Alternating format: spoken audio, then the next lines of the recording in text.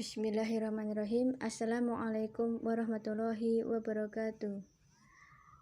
Alhamdulillahirabbil alamin wassalatu wassalamu ala asyrafil anbiya'i wal mursalin wa ala alihi washabihi ajma'in amma ba'du. Puji syukur kehadirat Allah Subhanahu wa taala yang telah melimpahkan rahmat serta hidayahnya kepada kita semua sehingga kita dapat menyaksikan pemaparan materi pada siang hari ini dengan keadaan sehat walafiat lewat via YouTube.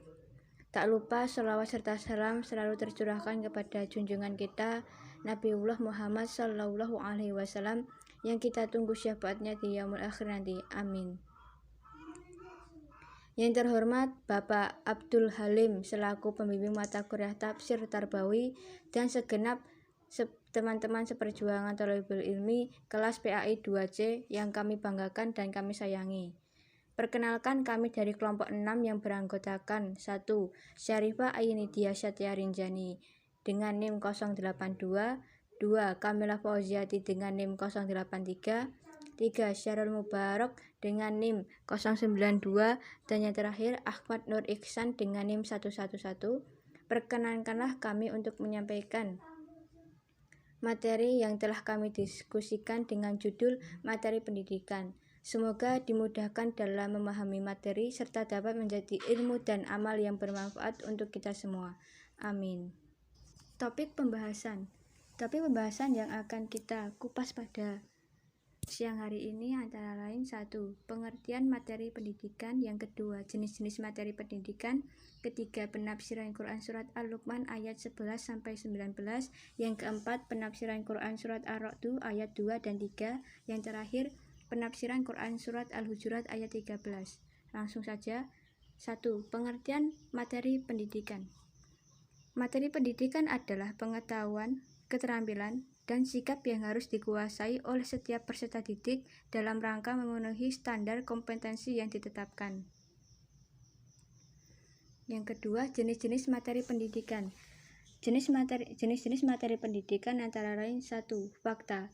Fakta adalah segala hal yang berwujud kenyataan dan kebenaran, meliputi nama-nama objek, peristiwa sejarah, lambang, nama tempat, nama orang, nama bagian atau komponen suatu benda, dan sebagainya. Yang kedua, konsep. Konsep adalah segala yang berwujud pengertian-pengertian baru yang bisa timbul sebagai hasil pemikiran, meliputi definisi, pengertian, ciri khusus, hakikat, inti atau isi, dan sebagainya. Yang ketiga, prinsip. Prinsip adalah berupa hal-hal utama, pokok, dan memiliki posisi terpenting, meliputi dalil, rumus, adagium, postulat, paradigma, teorema, serta hubungan antar konsep yang menggambarkan implikasi sebab akibat.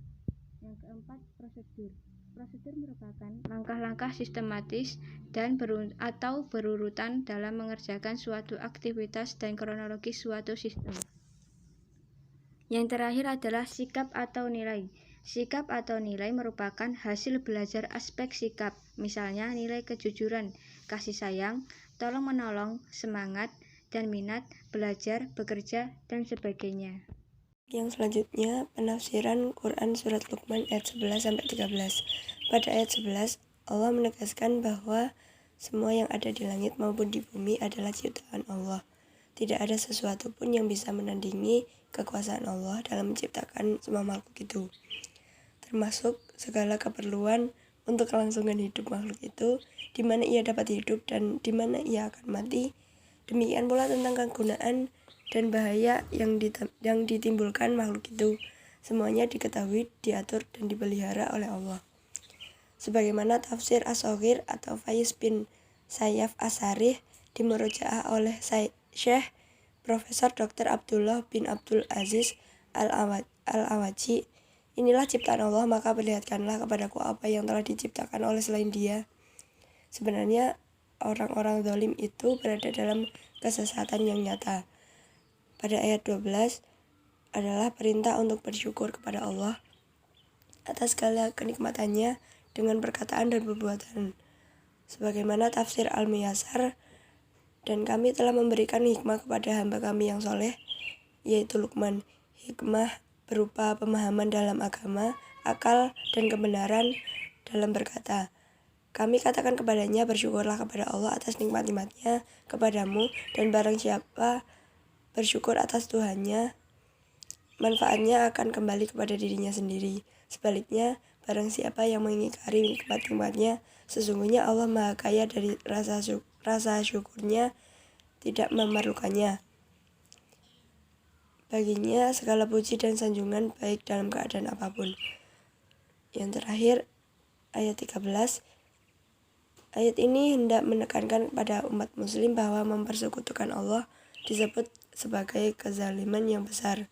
Sebagaimana tafsir Al-Miyasar, ingatlah wahai Rasul, sebagai nasihat Luqman kepada putranya saat dia menasihatinya.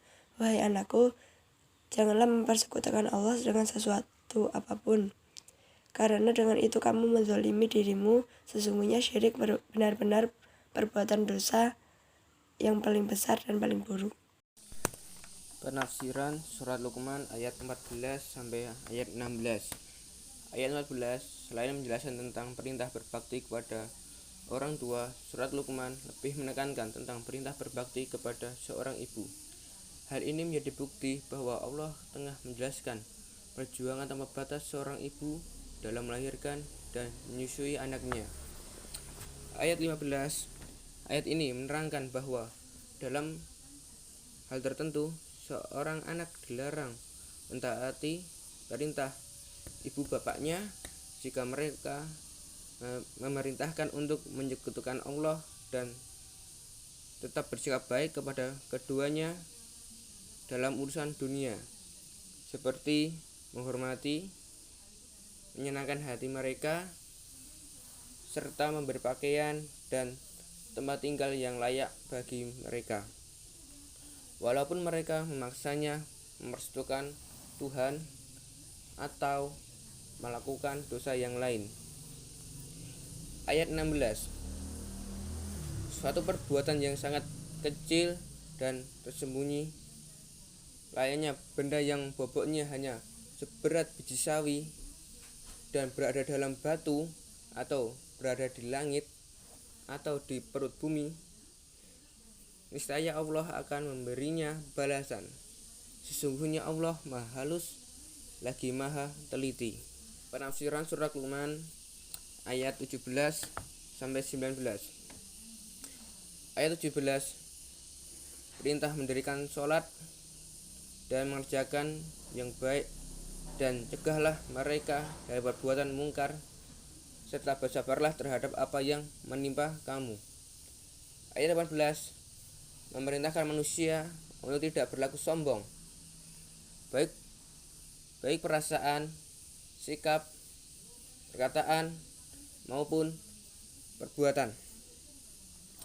Karena hal itu dapat mengundang kemurkaan Allah Subhanahu wa Ta'ala, dan Dia tidak menyenangi orang-orang yang bersikap sombong dan angkuh di muka bumi, kecil apapun itu.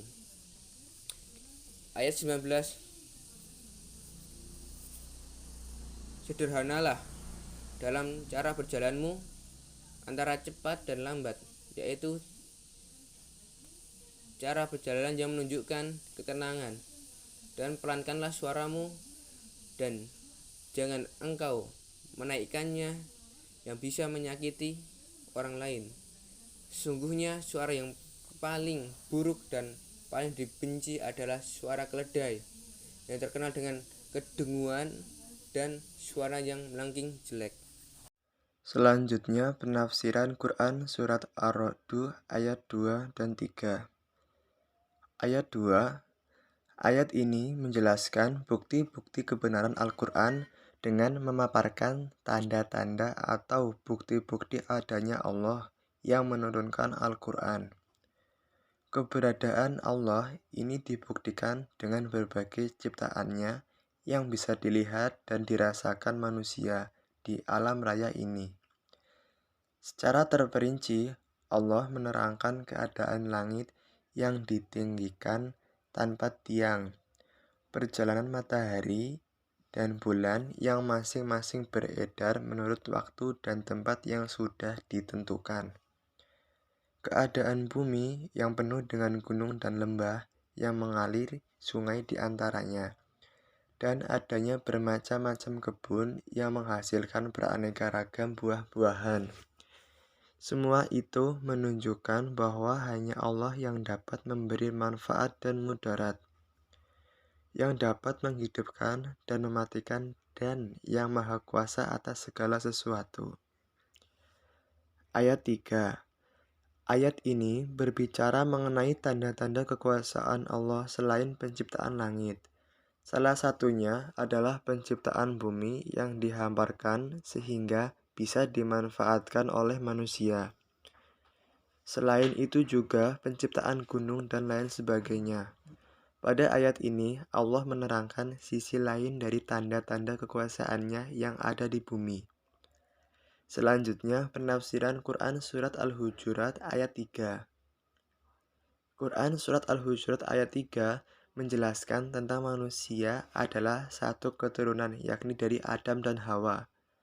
Manusia juga diciptakan berpasang-pasang agar saling mengenal dan memberi kebermanfaatan satu dengan yang lain, walau dalam keberagamaan antar suku-suku dan bangsa-bangsa. Sekian presentasi dari kelompok kami. Semoga menjadi ilmu dan amal yang bermanfaat bagi kita semua. Bila ada yang ditanyakan, bisa ditulis dan dikirim di WhatsApp group. Terima kasih. Wassalamualaikum warahmatullahi wabarakatuh.